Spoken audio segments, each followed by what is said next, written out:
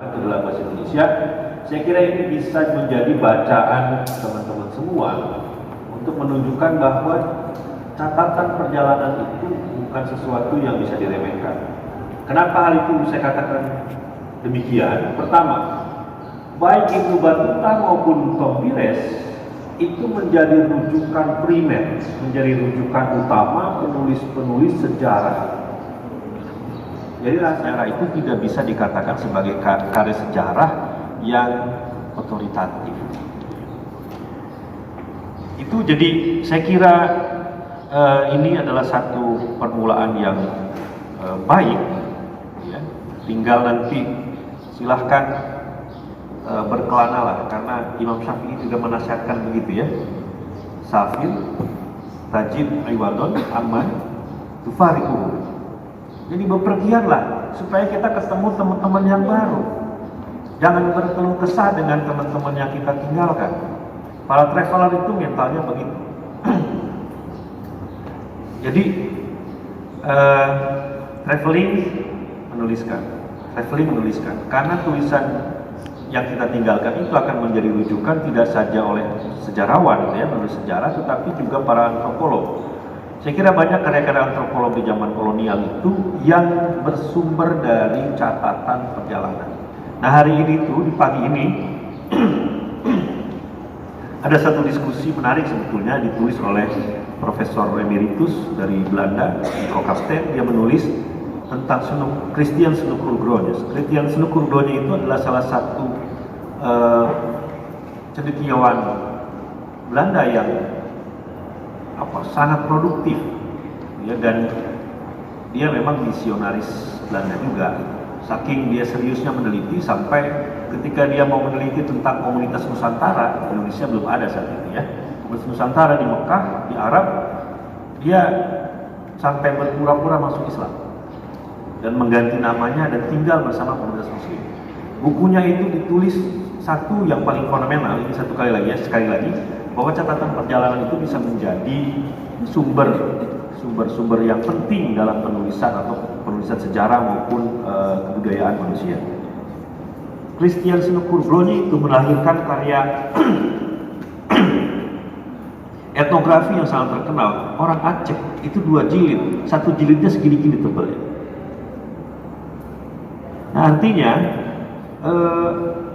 karya yang sifatnya hanya melaporkan kehidupan orang-orang Nusantara di Mekah itu bisa melahirkan satu karya etnografi yang luar biasa. Saya kira banyak karya-karya yang bermula dari ini semua.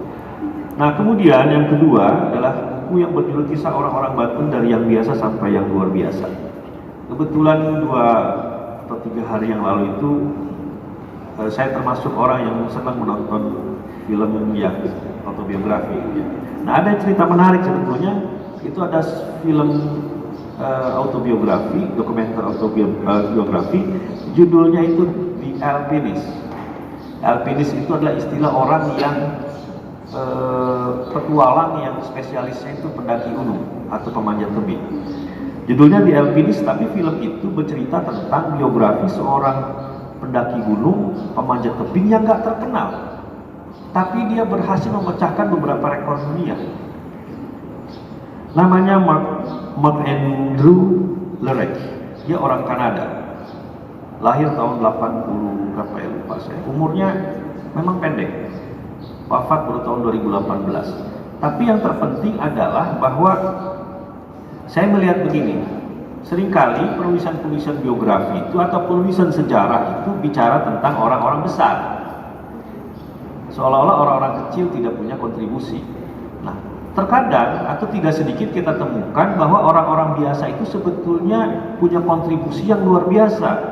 Tapi bedanya sama dengan Mark Andrew ini, dia itu bukan pendaki atau pemanjat yang terkenal, kecuali setelah dia berhasil menaklukkan satu puncak, kalau nggak salah Tora Eiger di Patagonia itu salah satu puncak gunung yang menjadi impian para pendaki penakluk. Dan dia melakukannya itu secara solo. Artinya dia melakukan pendakian ekspedisi panjat tebing itu solo. Solo climbing itu adalah memanjat tebing tanpa bantuan tali pengaman.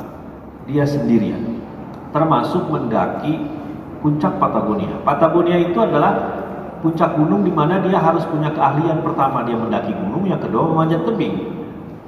Manjat tebingnya juga ada variasi, ada ice climbing, memanjat es karena itu ada campuran, ada batu, ada es, dan dia dilakukan sendiri. Karena dia menaklukkan Taura Eiger sendiri pada saat musim dingin, itulah kemudian dia dikenal. Nah, film The Alpinist ini ditulis atau dibuat persis memakan waktu 3 tahun. Kenapa 3 tahun? Ternyata Mark Andrew ini bukan tipikal orang yang, ini sekali lagi mungkin bisa menjadi pelajaran kita semua. Mark Andrew itu bukan orang yang genitan gitu ya. Bayangin, kru film ini harus menunggu Mark Andrew 2 tahun. Setelah syuting tahap pertama, tiba-tiba dia menghilang. Ternyata